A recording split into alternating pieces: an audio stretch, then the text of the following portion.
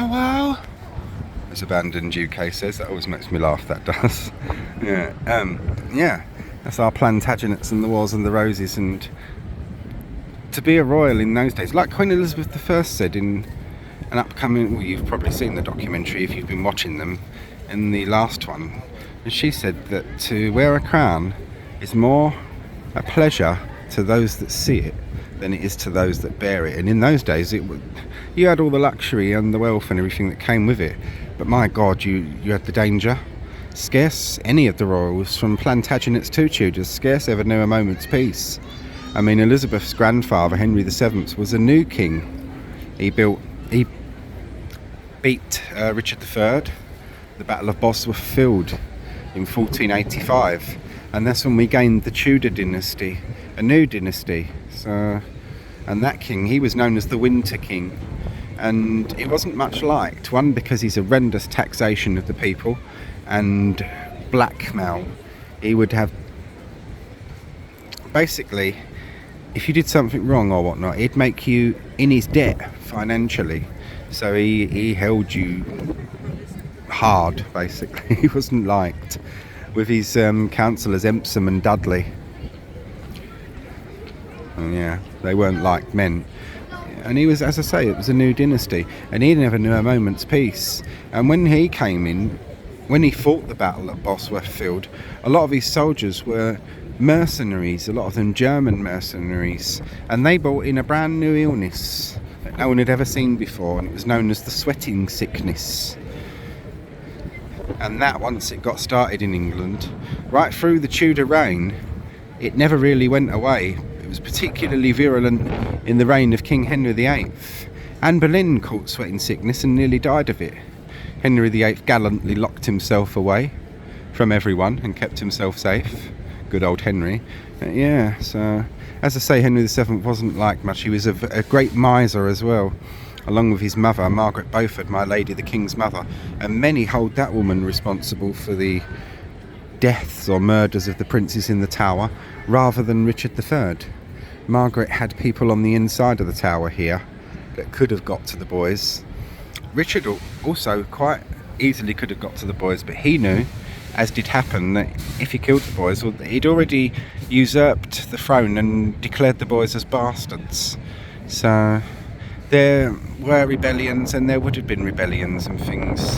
So it's possible Richard could have killed them to get them out of the way. But he knew, and Margaret Beaufort knew, and everyone knew, even back then, he would have been branded a child killer, and even back then people didn't like that. And that destroyed his reputation, because when the Tudors came along, they really went with the theme of Richard Crookback, because he did have a hunchback.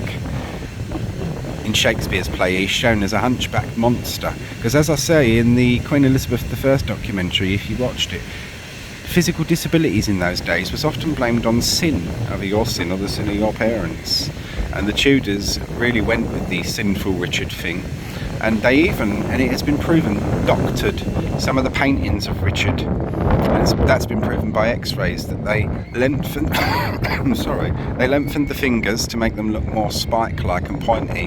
They narrowed the eyes and made the mouth look more spiteful, really, and they made the hunch in his back more pronounced. So, yeah, wouldn't want to be alive back then. So, and I certainly wouldn't want to be a member of the royal family, or a peasant either.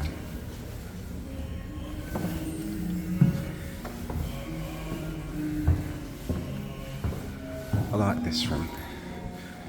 It takes us back to medieval music and to the time of the medieval court. Pause to read each description.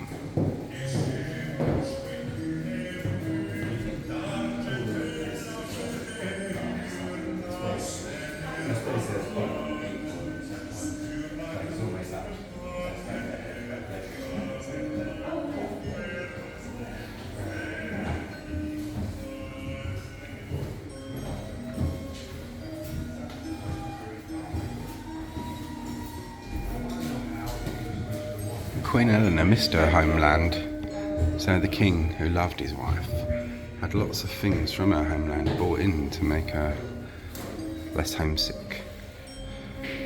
It was a real love story with King Edward and Queen Eleanor. And when she died, as it said inside the medieval palace, he was devastated.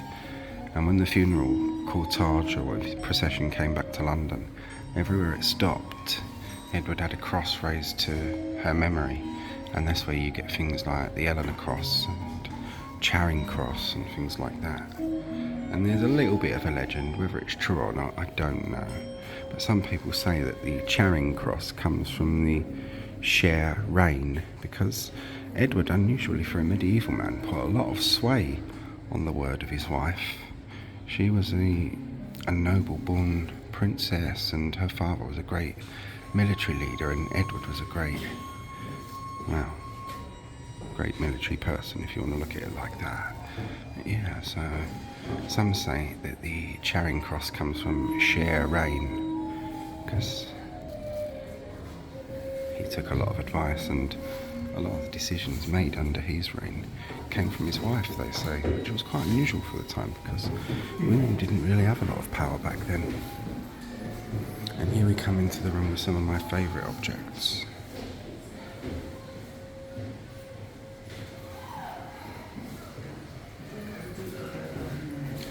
This is one of them.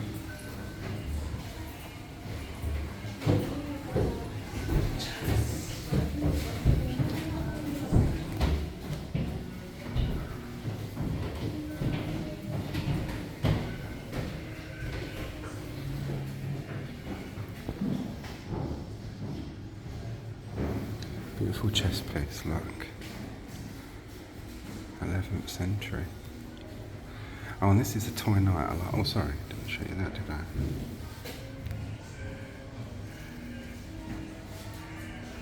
This is a toy knight.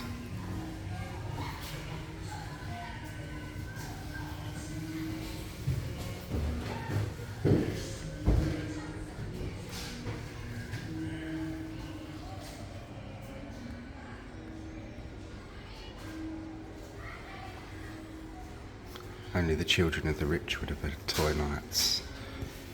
This is my ultimate favourite object.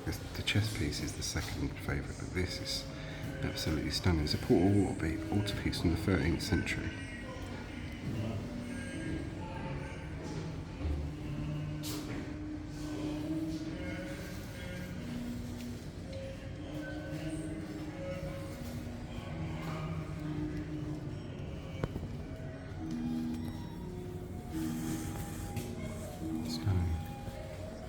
Beautiful that is.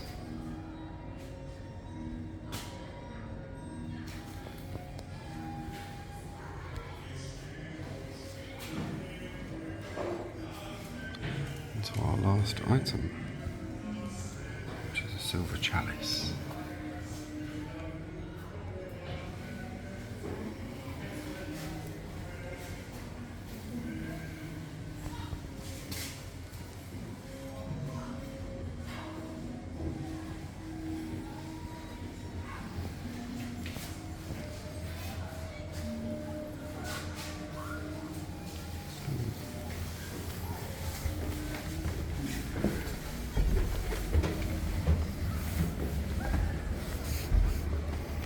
Out we go.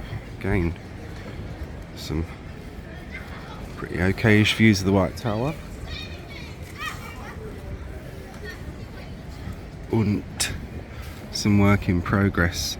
The Cradle Tower is closed at the moment because of the work in progress, but this is another spot that featured in the reign of Elizabeth I, when Father John Gerard, a Jesuit priest, was imprisoned here, and they tortured that poor man, something terrible. He was hung in chains for quite some time, and his mobility of his hands never recovered from that. Although he escaped, did Father Gerard. He was one of the few men to manage to escape the Tower of London. And just down here is the Keys, which is the private pub of the Yeoman Warders, the beefeaters. This is their private little pub. They've got all their regimental silver and things like that in there. It's a fascinating place. If ever you want to see a programme about this place where you'll see the inside of there, watch The Tower. It's called The Tower. So I hope you've all enjoyed that, and join me for the next part.